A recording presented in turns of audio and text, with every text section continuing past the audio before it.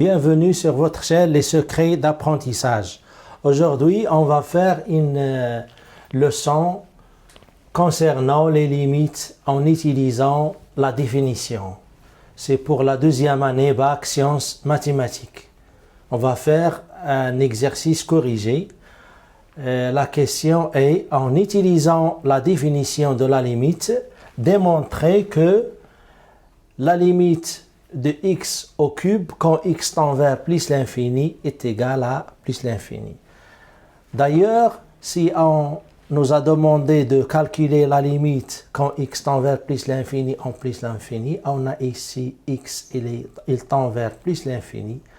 Et puisque la fonction x puissance 3, c'est une fonction polynomiale, donc est égal à plus l'infini. Mais ici, on nous demande, la question c'est d'utiliser la définition de la limite. Voilà. C'est pour cela on va faire un rappel de la définition de la limite quand x tend vers plus l'infini. Alors, soit f une fonction définie sur un intervalle de type a plus l'infini. Voilà, l'intervalle a plus l'infini. Alors, la limite de f de x quand x tend vers plus l'infini est égale à plus l'infini est équivalent à, quel que soit a supérieur à 0, il existe un b supérieur à 0 tel que, quel que soit x appartenant au domaine de définition, x est supérieur à b implique f de x est supérieur à a. C'est-à-dire, pour démontrer que la limite quand x tend vers plus l'infini égale à plus l'infini, ça revient à démontrer cette équivalence-là.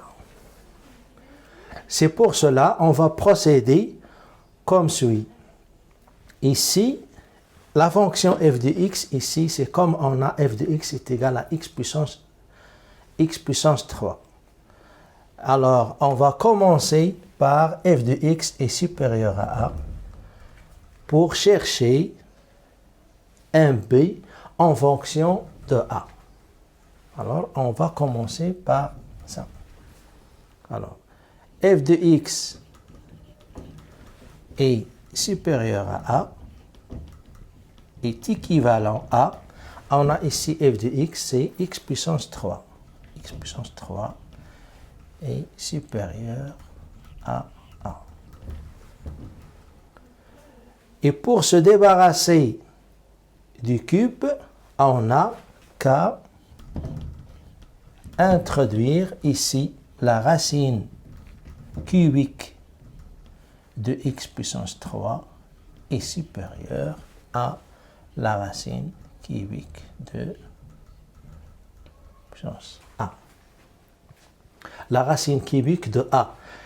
Et ça n'est possible que si a est supérieur à 0 et x est supérieur à 0. Et ceci qu'on a dans les données, c'est-à-dire, quel que soit a, on a a est supérieur à 0 et x aussi, il tend vers plus l'infini, x est supérieur à 0.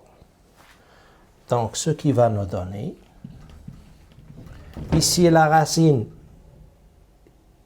cubique va disparaître avec le cube, donc ça reste x est supérieur à la racine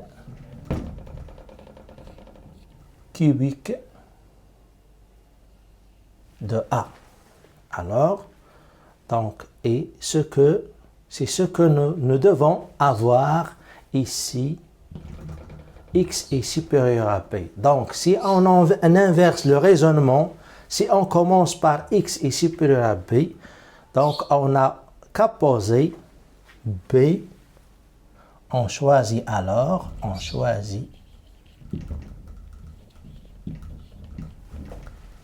b est égal à la racine cubique de a. Et on commence notre raisonnement. Je vais effacer cette partie.